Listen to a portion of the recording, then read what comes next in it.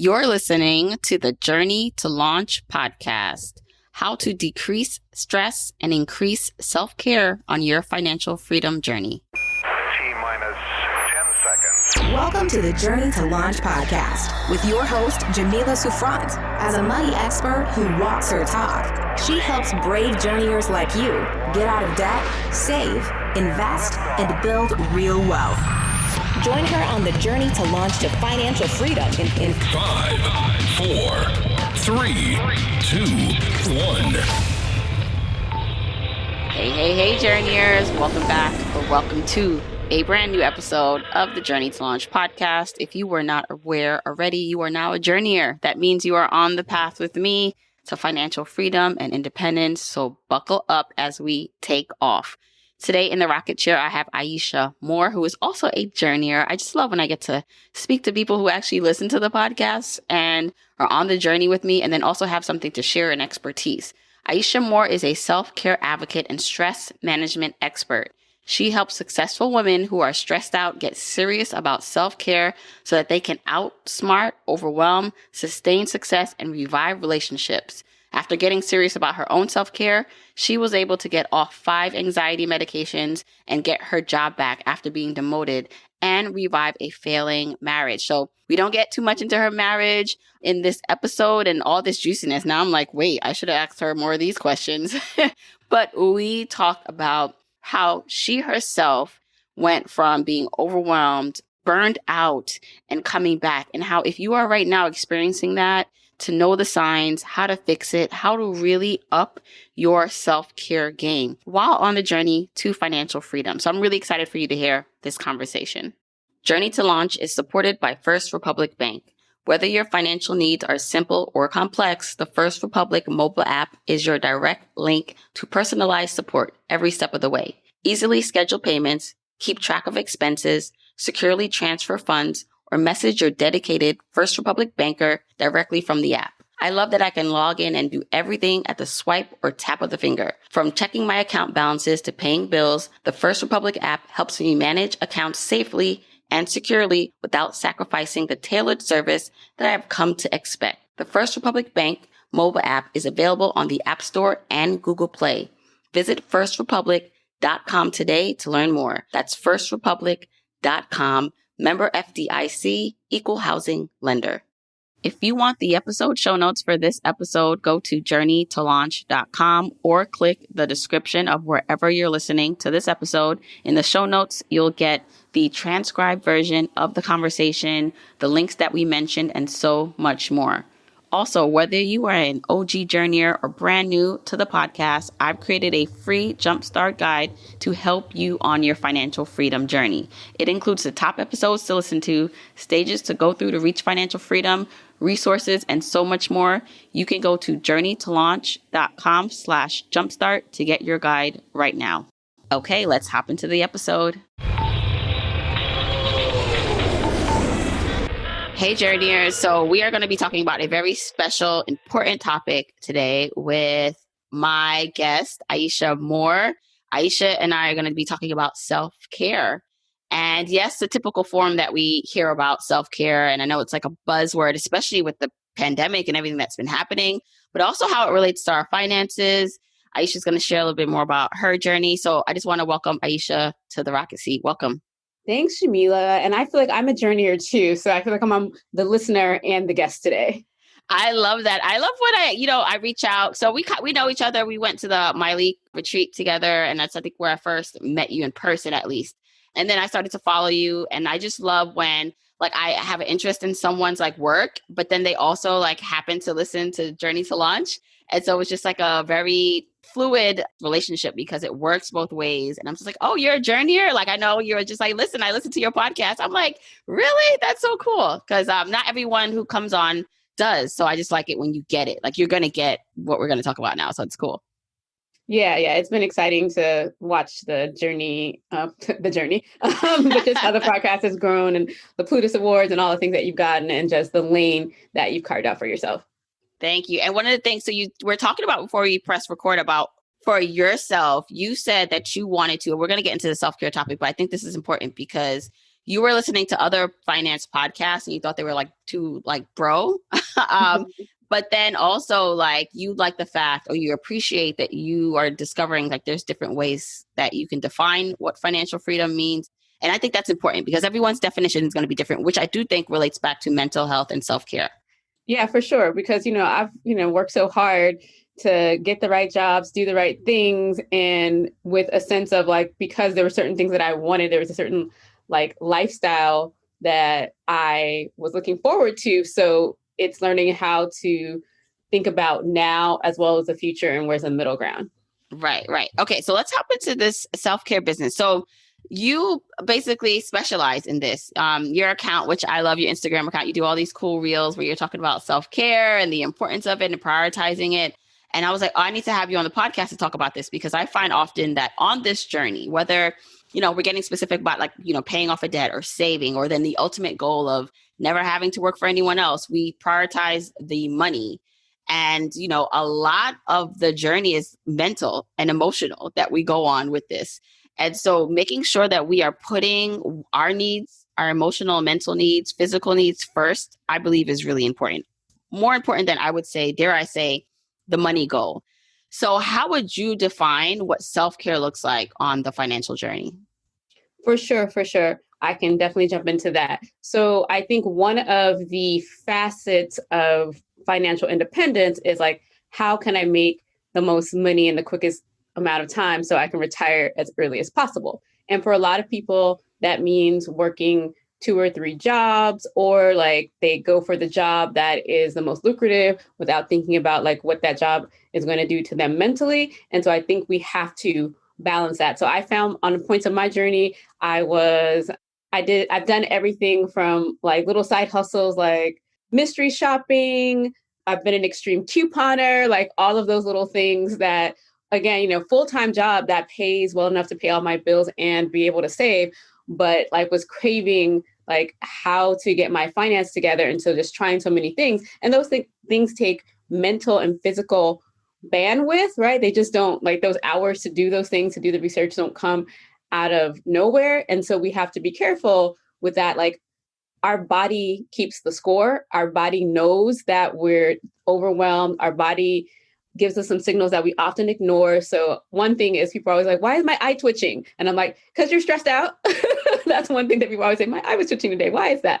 That's one of those things, or we're feeling that exhaustion, but we're so focused on that money goal that we'll ignore it.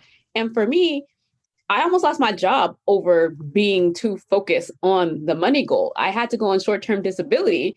And then it was like, okay, I'm not independently wealthy yet. I have to go back to this job, and how am I going to make this work? And that's really where this all came from in terms of self-care, because it was like, so how do I sustain my success at the same time as being able to take care of myself? And I think what I do now, really, I've been able to strike the balance in that and to reach so many money goals, but while also working less, but still getting raises, working less, but still being the star on the team, all of that. And so I figured out like how you make this happen, because so many of us, we're so dedicated, like at work, we're doing 10 times as everyone else. So if we just do 6 times, we're still going to be cool. We're still going to keep that job. We're not going to get fired. So I'm not trying to tell you to scale back to the point where you're going to get fired. But for most of us, we could do a little less and still be stellar.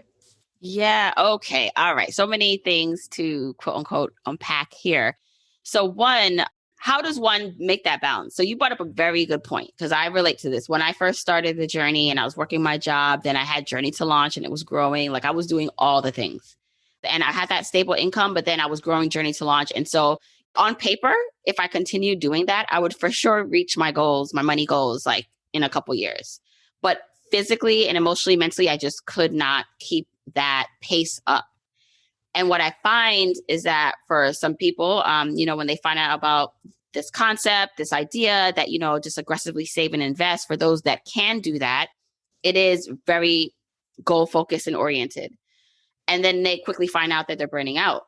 So there's that part of the journey, like the physical burnout, because you're doing so much is not sustainable. And then to me, there's this like mental, emotional part of it where it feels so far away, your goal, but you feel stuck where you are. And there's that like a mental, emotional, because I had someone reach out like, how do I stay at my job and be happy now? Like now that I know there's like this path.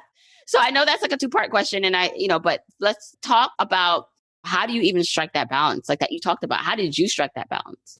Yeah. So the first part of the story was I was like, I've been in my career for 10 years. I need to be in management now. So I was just telling everybody I wanted to be a manager. And then someone called me, was like, do you want this director's job? And I was like, sure. Where do I send my resume? They're like, oh, no, you could just have it because you used to work here in the past and you have XYZ qualifications. So if you want it, you could just have it. So I'm like, yes, like, that's what we all strive for somebody to call you and give you a high level job. Right. So that, I got that call, but I met the goal that I had was to be a manager. I met it even more because I got a director position and I, just my work spoke for itself. And so it was kind of given to me in that way. But then I didn't ask like a lot of questions like, okay, so what does this look like? So in my mind, I had imagined this job because I was going to be remote and all these things, how I was going to have all this flexibility. There was none of that. So I didn't ask any questions about that. And also, that was the only goal that I had. So I didn't actually have money goals at this point. I was recently married. I didn't think about like, okay, so how does taking on a high power job, how's that going to affect me being a newlywed? I didn't think about like, okay, so what do I want my schedule to be? Because this particular schedule was all the time, every day. It was a digital communications position. So everyone thinks that that tweet and that blog, has to go out at this time. And if it doesn't, the world's going to end, right? So I started to take on that energy where I'm a little bit more laid back. So I didn't think about anything but this title, right? And not even the money, because I like looking back, I was like, I should have paid a whole lot more for this job, right? But it's just, sometimes we can be so focused on one pillar of life and we ignore the other ones, and we're going to get to the other ones later. But for most of my life, I had always been focused on the next sort of like educational or career goal. So it was kind of false expectation that I was ever going to let go of that and get some other goals and other focus areas. So that's kind of where I started back. So after the short-term disability, I go back to work because I need money, and I find out that I'm demoted. And I was like, bruh, okay. But then I picked up the phone and called my boss. I was like, wait a minute. So do I make the same amount of money? She was like, yeah. I was like, oh, okay. So I got to do less. I could go home at 5:30 and I don't have to, and I make the same amount of money. She was like, yeah. I was like, oh, I could work with this. And so I used that opportunity to kind of have that extra time to sit down and say, okay, so what do I want to do with all of my life, not just work? And so therefore I was to be able to put together a vision that included all the things that I wanted. And then I literally took everything off of my plate that did not go with this vision, and then started to rebuild how I spent my time and energy based on this vision that included everything that needs to be included, not just work. And now I'm curious because, before you said that you almost lost everything, you had to go on disability because you were going so hard. Was that a burnout? You reached a burnout point? Yep. Mm-hmm. I reached a burnout point. I didn't know. I was going back and forth to the doctor, losing like 5 pounds a week, didn't know what was going on. They were testing me for everything. And finally, one day, my doctor was like, do you think it could be stress and anxiety? And I was just like, nope, because everyone works like this. So that's not it. It's got to be something else. And then after got to the last test, she's like, how about you, try therapy? And my therapist opened my mind to how much stress I was under. And that's when I really had to tackle it. And you had to actually take off work because of that? For 2 months. 2 months. Well, I'm going back there and I'm going to go back to the question I started with, but this is really important. So many of us are operating on autopilot, but like our fuel tank is literally on E, but our set point is used to it by now. So we don't even notice that it is on E because we've been running on E so long until something drastic happens, until there's a big health scare. So I guess I want someone else who's listening who may be in this right now, but doesn't know that that's what this is and that they have an opportunity to stop it before it gets to that big health scare, what that was. So were there any health signs or things that you, looking back now, you should have said, oh, in addition to losing weight, but what were the other things that were coming up for you in your body that were happening? Yeah. So before we even get to the body, there were some other signs of what I call personal chaos that people should pay attention to. I was always losing my keys. I never knew where they were in the morning. And so every morning was super hectic, and that was impacting my body because my body didn't know why I was like crazed and sort of panicky every morning, because I was just trying to find my keys so I could get out the door to get on the train on time, right? But my body like thought, we go back to our basic reactions to stress, which is that fight, flight, or freeze. And so my body's thinking that I'm fighting something every morning, but no, I'm not. I'm fighting myself, trying to find my keys every morning. So stuff like that, when things start to slip through the cracks. So it happens to all of us. We can't find our keys. And then when we get into the car, we realize the gas light is on because we forgot, like we should have got some gas last night. So then we're zooming through the streets and that kind of thing. And then everyone is in our way. So when we find ourselves just being really hurried, overwhelmed to the sense that there's no room for error in our schedule. So if I can't find my keys, then that just is a domino of me being late, all these other things. So that to me, that was for me the sign that I missed, that things were just a little bit chaotic and they didn't need to be. So now I, put my keys in a certain place. I always go get gas on Thursdays, no matter what. So then my literal gas tank will never be empty. I don't wait for the light anymore. So that's a worry. I don't have to worry. Just little stuff like that. Just I couldn't remember okay, which part of the parking deck did I park on? I'm not sure because I don't even remember driving here, that kind of stuff. Always finding that you're okay, apologizing for being late or not being able to get something to people on time. That's the kind of stuff that are the precursors before you get to basically what I call the Pepto-Bismol commercial, the nausea, headaches, indigestion, upset stomach, and that last one, if you remember the jingle, right? So before we get to the Pepto-Bismol commercial symptoms, it's definitely a lot of that chaos that we can control that we don't, that then leaves us not even ready for the stuff that we can't control, like our boss not being happy or like a job loss or a death in the family. Like we can't handle that stuff because overall our life is chaotic. Yeah. And that sounds like also self-sabotage. It's like this never-ending cycle of you start your morning, your nights, everything is like a cycle. Your nights are ending not so great. Your mornings are starting out a hot mess. And then it continues on in your day. And there are little things. And I used to notice this too, like about myself, like there were little things if I just did, my day could go better, but I just didn't. And I don't know, is that like a sign of you kind of are swept into this force that you can step out of, but in the moment you feel helpless. And I feel like a lot of people feel like that. Yeah, I've been reading this book right now called The Big Leap. I think it's The Big Leap by Gay Hendricks. And he talks about this idea that we are just not trained for things to go right multiple times. We're looking for the other shoe to drop, right? We're waiting for the other shoe to drop. And in the process of waiting for the other shoe to drop for something to go bad, we just go ahead and create a bad thing because we're like, okay, the bad thing's going to happen anyway. There's no way I could continue to save this amount of money every month, month after month. So let me go splurge on something, right? So it's just this, I don't know if it's an American tendency or just a human tendency that we've been trained that things can't just go right. Things can't be at peace. Like I have a hard time with this because being at peace is a little bit foreign to me. It's not something that I've been used to my whole life. And so then it's like, oh, well, okay, I'm feeling peaceful. My schedule's in order. Let me just add one more thing. Yes. And then I'm like, why did I do that? Why did I do that? You was at peace. You was at peace, girl. That is so relatable. I wonder if anyone right now is listening and nodding their head because I even said oh, this year was going to be the year of just release. And I was just going to allow, meaning I would do less and let things come to me. February was a month for me. It was hard with the weather being in New York and cold, but then it was slow, but in a good way. This is what I wanted. I wasn't as busy and I felt anxious, what's happening? When I'm not kind of running on all cylinders, it feels weird. I almost feel like I need to be running all over the place. So yes to all that. And what's important. So how this relates to financial independence, which is more, in my opinion, like a lifestyle of what you just want to have control over your time without worrying about money, is that technically everyone's working so that they can say and have security and they don't have to do all the things.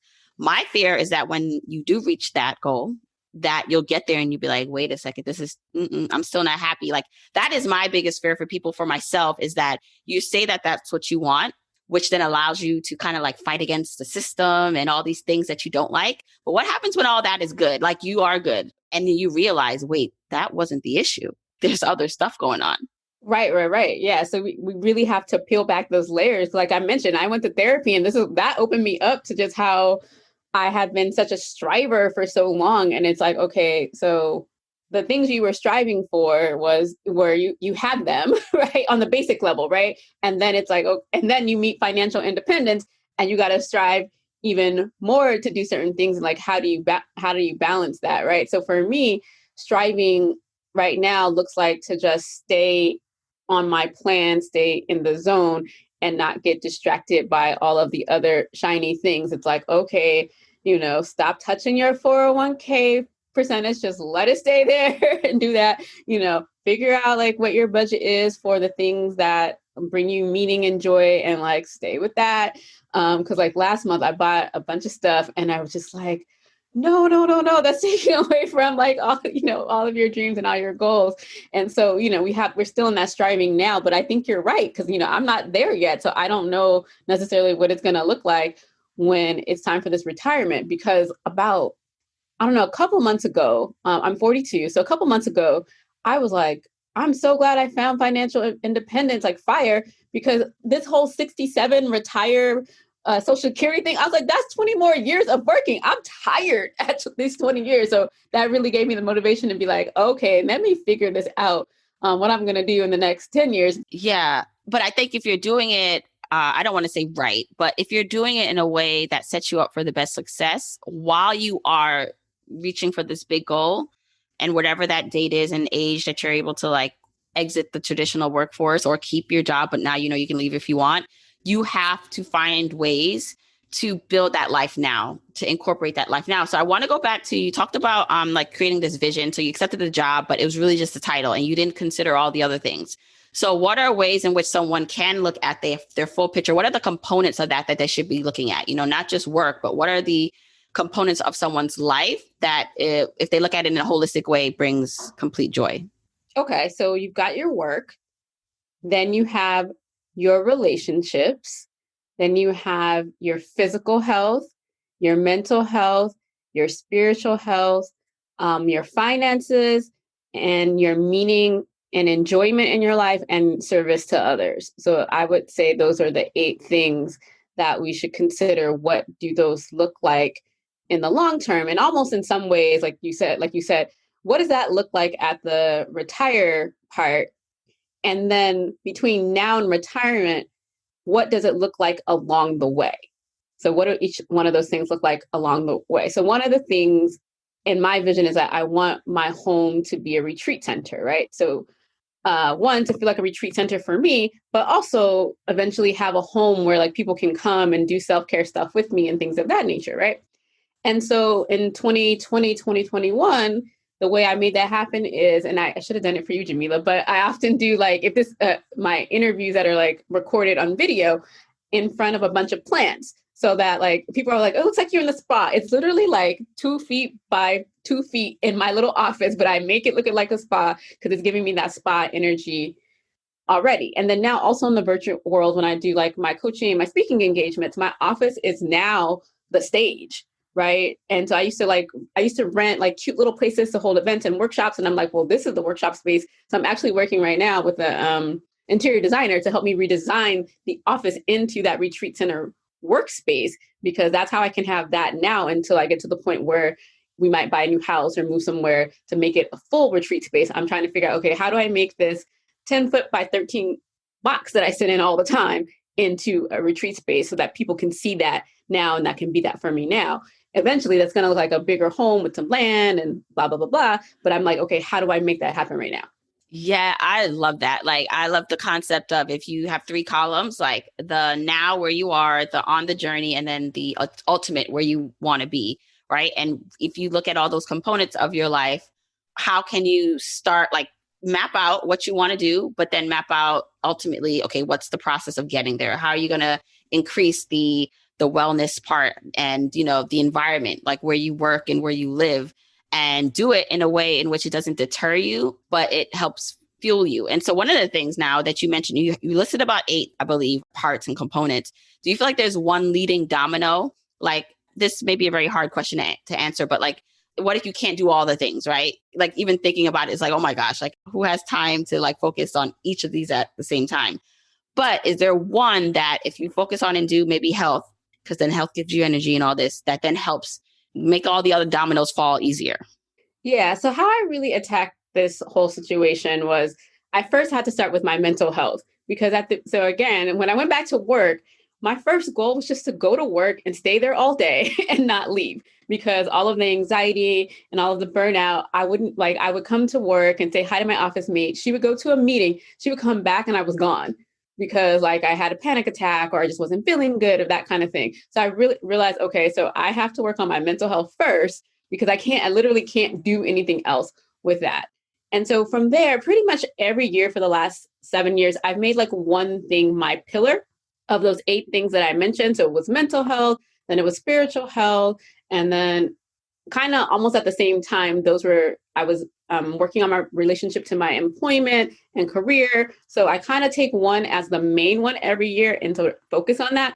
And then the other ones, they're not at the forefront, but they're still there and I'm still checking in with them. And so they may not be so active. I might be reading books about those topics. I might be listening to podcasts on those topics, checking in with myself on those things. But there's always one that I'm putting like the most time into.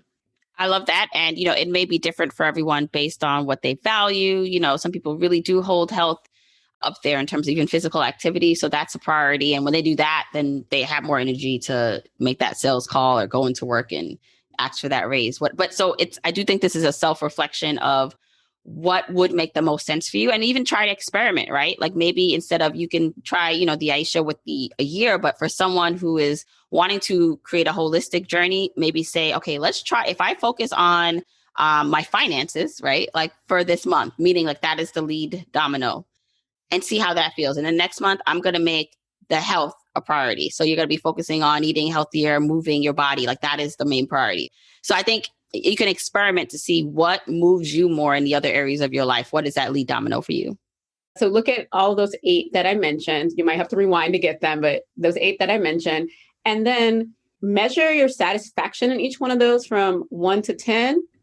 And then you can decide whether you want to go with the one that's the highest so that you could take it even higher, or if you want to go with the one that's the lowest. And so you can start to make some moves on that. So I would recommend just like, okay, so how satisfied am I with this area of my life on a scale of 1 to 10? And then figure out if you want to start from the top or you want to start from the bottom. So Aisha, with that now, right? Like, so everyone's like, all right, I get that. Like, I would love, my workspace is not what I want it to be, especially now that a lot of people are home. Even me, I'm finding that now where I'm just like, oh my gosh, like I want all these things that my house right now does not have, which I now need to spend and invest money to make that happen, which not that it's in direct conflict to my goals, but it is then taking money from where it could be invested or doing something else to this. So how does one decide how much they should put toward improving the other areas where it's not like investing, paying off debt? It's like other things that can help that. Yeah, so I know you're a big fan of this. So big fan of you need a budget. And that kind of changed my life to say, yes, I have money, but that money isn't for that. It's kind of like when your parents used to be like, well, do you have McDonald's money? Right? It's like, I have money, but it's not McDonald's money. It's not for that. So I always have to sit and say, okay, do I want to, based on my goals, on my values, is it worth it to me to change that little piece of the puzzle a little bit? And or for me, it's also like, okay, outside of my main job, in terms of the other ways that I make money, then I'll say, okay, so then that means I need to get one more speaking engagement or I need to get one more client. And that fuels me to go get that because I'm like, okay, I don't want to take from a particular goal. So right now I'm saving for a car in cash. Me and my husband were in a car accident back in August. And we're fine. Everything's cool. And normally I would have been like, okay, we need a car. But since we're at home all day in the pandemic, I was like, I think we can wait and I think we could save. But there's been, but it's very tempting to like watch that account grow and be like, well, you could like buy a little track jacket. Oh, you could buy this or buy that. But I really have used my vision to say, okay, so is this decision, no matter what the decision, is this decision moving me away from or towards my vision? And if it's going to move me away, how far away am I willing to let it move me? Yeah. Because sometimes you'll let it move you a little bit, but it's like, so how far, if I'm going to go this direction, how far off track am I willing to go off track and then make decisions from there?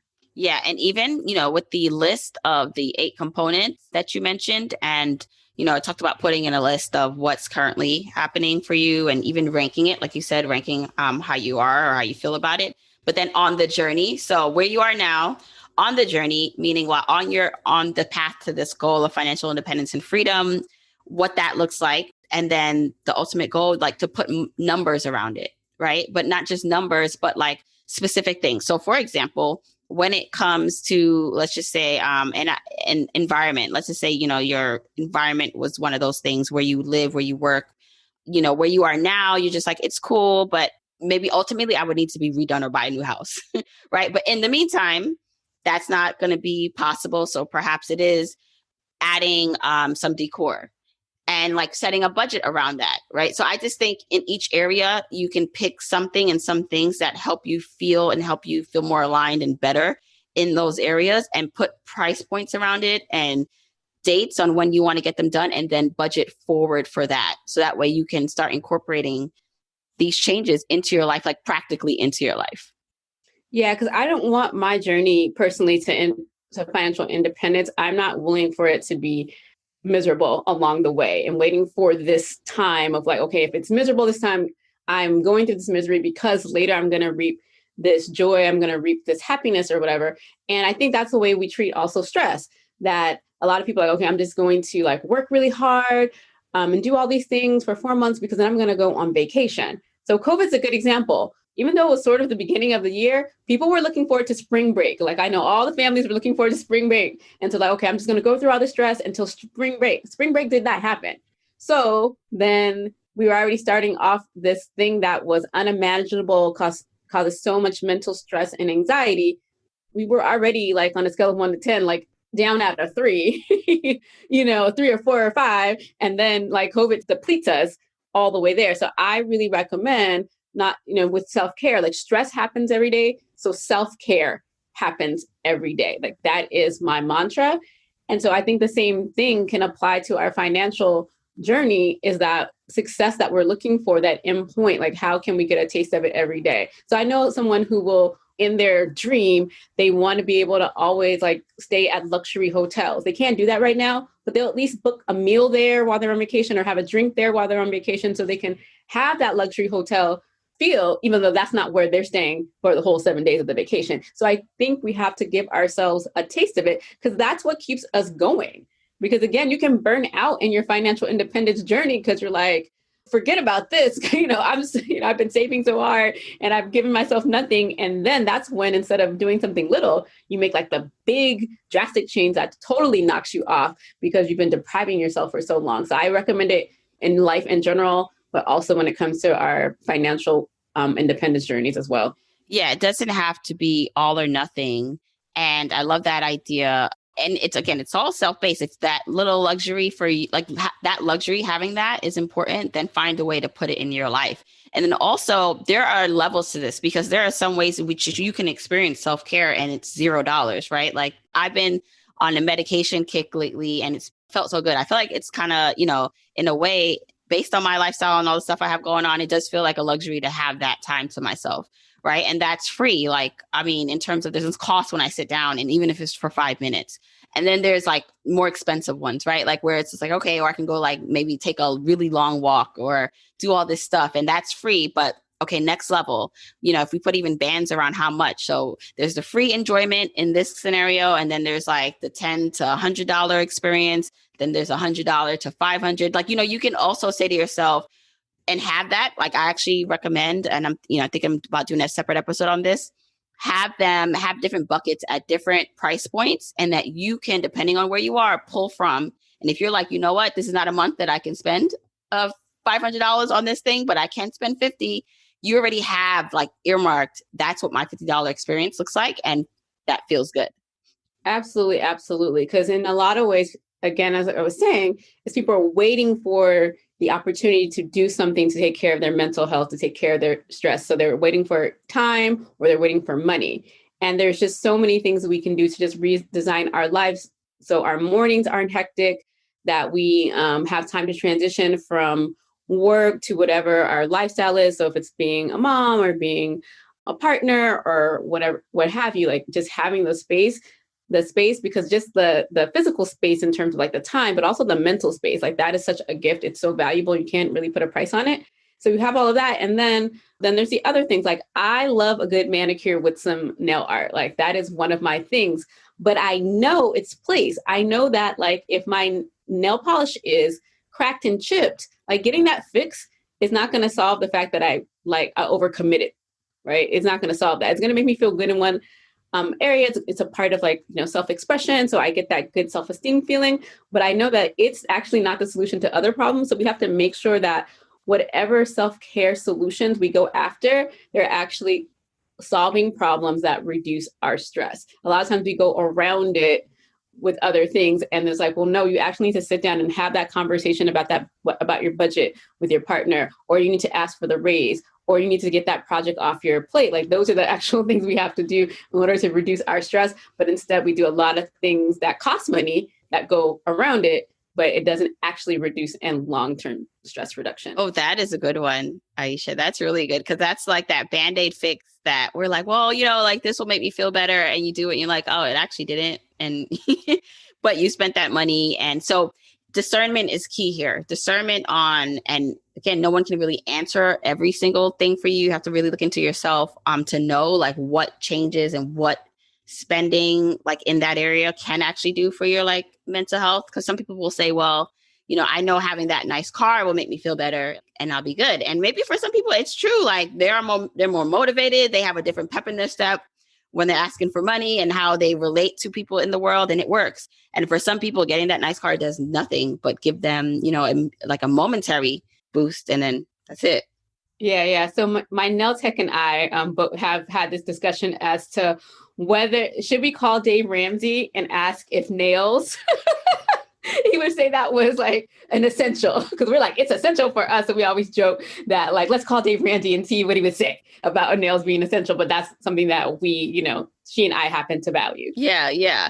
Okay. So I also want to go also into this every day, right? Like, my goal here is to give people, like, tools that they can every day use for their lives. And one of the concepts I saw you put on your Instagram, I even reshared it from my Jamila Souffrant Instagram, was this idea of, you called it revenge. Was it nighttime revenge? Oh, bedtime revenge procrastination. Everyone was like, ouch. Yeah. So I want you to explain what that is, because again, this is like talking to the quality of our lives, people, like how we feel on the day-to-day journey. And so tell us more about this bedtime revenge and procrastination. So, you're just on Instagram scrolling and something like stops you in your tracks. And so it was this image that explained what's called, I think it's revenge bedtime procrastination. So it's this idea that for those of us who are overworked, have a lot of things going on, we know that sleep is important. And we know that we'll have a better day if we get all of our sleep. We know that. Very clear. It's not, some people don't know that, but it's for people who know that. But because we feel like, okay, when I deserve self-care, I deserve wind down time, then we do things to procrastinate. So let me give an example of, like, from children, right? The children always want that last cup of water, that last bedtime story. Like, we know what it looks like for kids to procrastinate on bedtime, right? Because for them, they don't necessarily, can connect the dots that of, like, okay, I'm not going to feel great in the morning. But as adults, we know that. But instead, we still do all these things at nighttime to procrastinate, I would say really to decompress. But then the decompression goes on for so many hours. The next thing we know, it's 2 a.m. and we're like, oh, I got to be up at 6. And so now you're only getting 4 hours of sleep. And then you feel super shameful, but then you do it again night after night after night. So that's what that is. So, but then I feel like it's also connected to this other concept from Gretchen Rubin. Gretchen Rubin has a book called The Four Tendencies.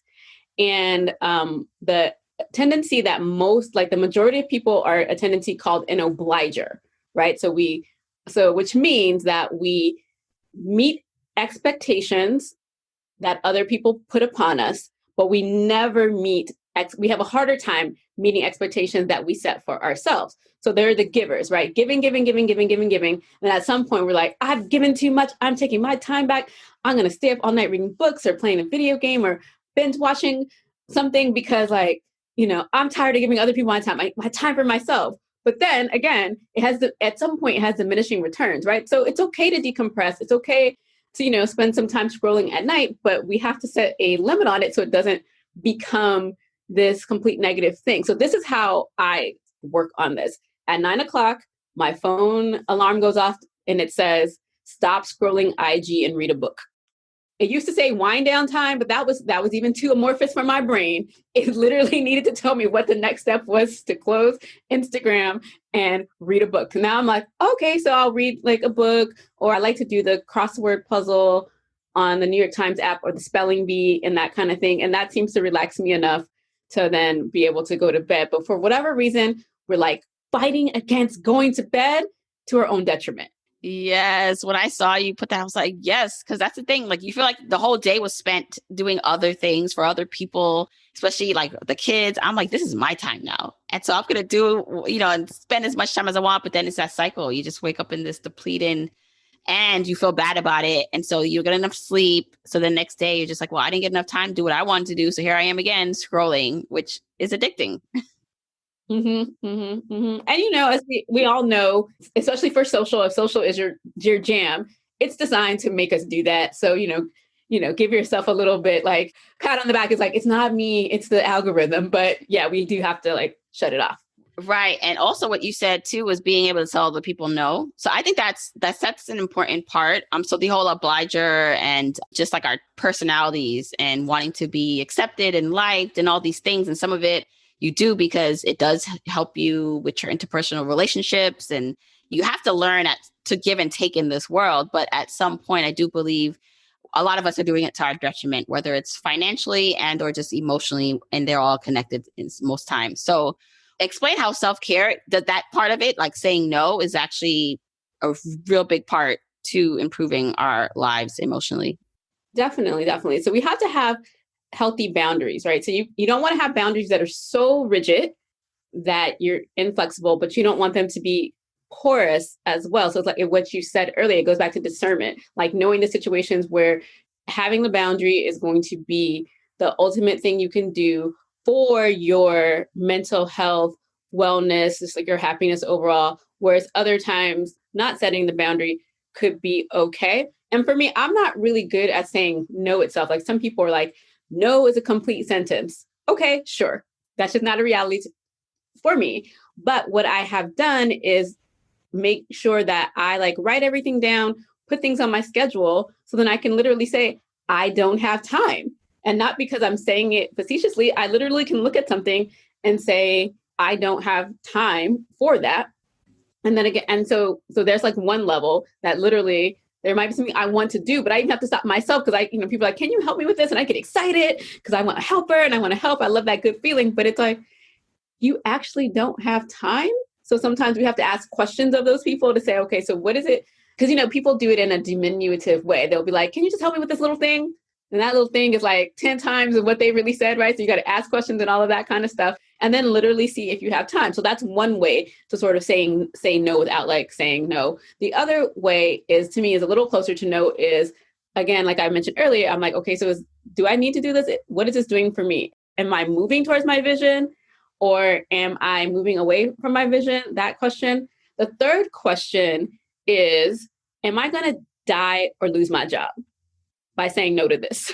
I've had to get really, really basic with some of those things because there's a fear that comes like, oh, well, if I don't say yes to this and people are not going to like me, or people are not going to respect me, or going to take away from opportunities. And some days I just have to be like, I'm not going to die. I'm not going to lose my job. So just say no, take yourself to sleep, and it's going to be okay. Yeah, stop putting, your own thoughts. You try to perceive what other people are thinking, and there's just like, they're not even mad. They're just like, okay. And you're like, oh, like most people are reasonable for the most part. So Aisha, like this has been great. I want you to tell everyone where you are on your financial independence journey. I know you're still on it, and I would love for you just to share that quickly, and then we'll wrap up where everyone can find you. Yeah, so I came to this interview by way of Nasima, who was one of the guests on this podcast. Nasima and I have a mutual friend. And when I saw that, I started seeing her podcast and all these things about how she's paying off this debt, I was like, okay, girl, tell me how. And so that's how I learned about the financial independence, like the whole FIRE movement. I learned your podcast. So I just started binge listening to all of these different podcasts to figure out, okay, so how can I do this differently? So again, it goes back to the vision. I was like, okay, so I don't want to work for another 25 years. Where they do that at? I'm not doing it. And so how can I move closer to that? Because what I realize is that within my family, there's some people who like don't have jobs at all, people who may have, are making less than 30K, and then people who are in the upper echelon. Well, all of us were broke because it doesn't matter how much money you bring in. If you spend it all, then you're broke. So I had to think about, okay, so what about my future? If I don't want to work all these other hours, and what do I, all these other years, then what do I need to do? So first thing I had to do was add up the numbers. I had to just be very, very clear about two numbers. One was how much debt was I really in, and get away from this like good debt versus bad debt. Like how much debt was I really in? Number one. How much interest was I paying every year? It's real cute when you get your interest statement so you can write that off on your taxes, but that's money you paid, right? So like so that's money that, and I was like, okay, I need to flip that and go from having those numbers be interest payments to being savings payments. So those were the two numbers I had to get focused on. And then I had to figure out, okay, so what was the easiest way to like earn some extra money to do this? So as I mentioned, before I found FIRE, I was doing things like mystery shopping. It is legit. Hit me up. I can tell you how. Get some free dinners. So mystery shopping, I was doing extreme couponing, but those were, going to be like incremental things.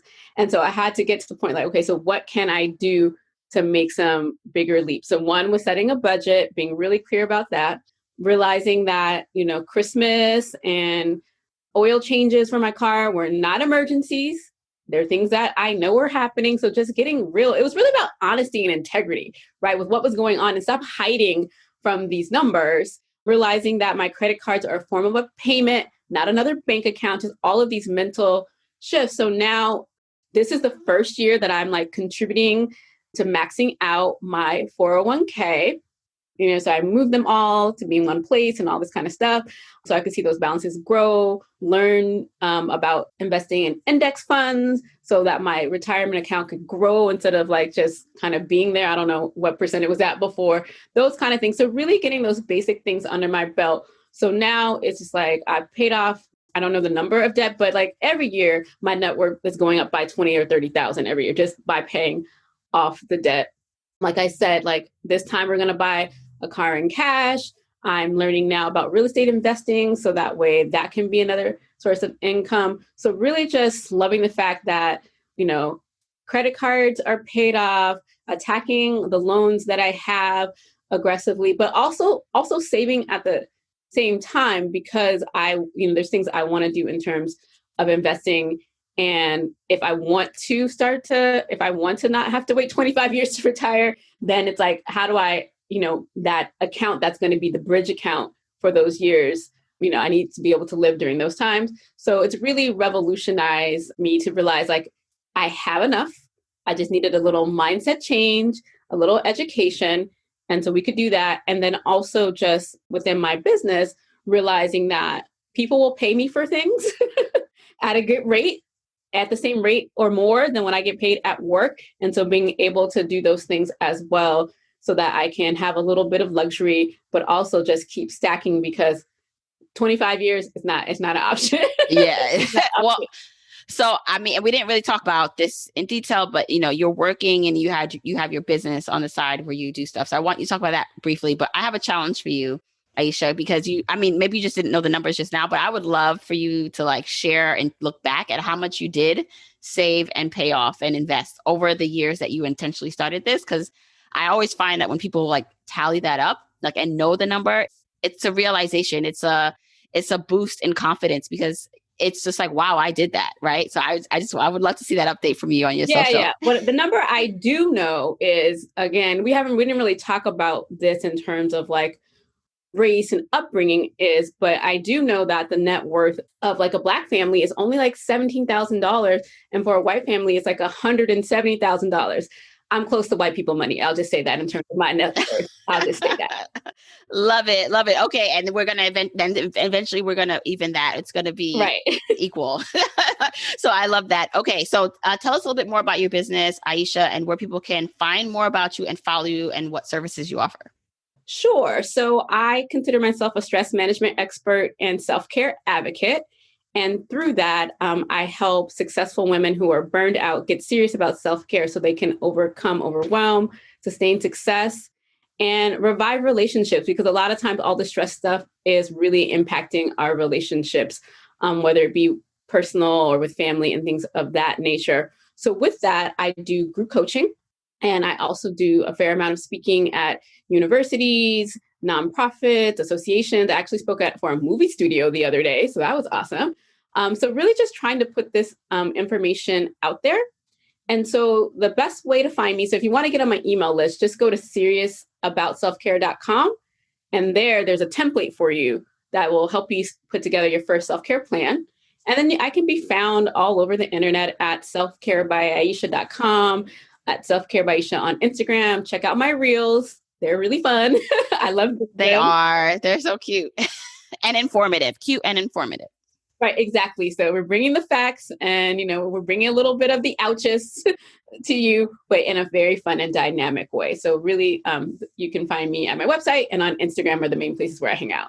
And I will link all that in the show notes. So whenever you listen to this, click details or go to journeytolaunch.com to get all the links that Aisha mentioned. Aisha, thank you so much for coming on the show. I'm always lovely to have an actual journeyer in the rocket seat, who has an expertise to share. So super excited to be able to talk to you. All right. And thank you. And I can't wait to talk to the journeyers when the episode comes out. Okay, journeyers, I hope you got a lot from this conversation with Aisha. Let us know what you think. Tag me at Journey to Launch. I'm at Journey to Launch on Instagram. Aisha is at Self-Care by Aisha on Instagram. Let us know what you thought. If you're listening to this episode, take that screenshot, share it on your stories or on your main feed. Tell a friend, because I really do think that this is important. I have so many people reach out and talk to me about burnout and that, they don't know if they can sustain at the pace they're going when it comes to their job and reaching their money goals. So self-care is extremely important. And I hope you got a lot from this. We did mention Nasima in the episode. So Nasima, that's our girl from Financially Intentional. So check her out at financiallyintentional.com. Also, Nasima does have a book coming out. I'm so excited for her. It's called Smart Money, the Personal Finance Plan to Crush Debt. By the time this is out, you should be able to pick it up. Check out financiallyintentional.com. Also, again, let me know what you think, what you thought, what you're going to take away from this episode and do differently. How are you rating all the areas of your life? What are you going to do to improve them? How are you going to focus first? What's that lead domino that we talked about in the episode? Don't forget, you can get the episode show notes for this episode by going to journeytolaunch.com or click the description of wherever you're listening to this. And you can still grab your Jumpstart Guide for free to help you on your journey to financial freedom by going to journeytolaunch.com/jumpstart. If you want to support me and the podcast and love the free content and information that you get here, here are 4 ways that you can support me and the show.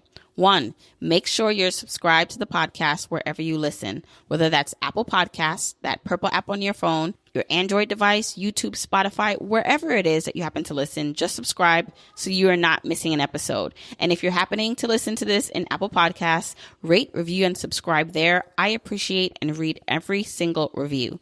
Number 2, follow me on my social media accounts. I'm at Journey to Launch on Facebook, Instagram, and Twitter, and I love, love, love interacting with journeyers there. 3, support and check out the sponsors of this show if you hear something that interests you. Sponsors are the main ways we keep the podcast lights on here, so show them some love for supporting your girl.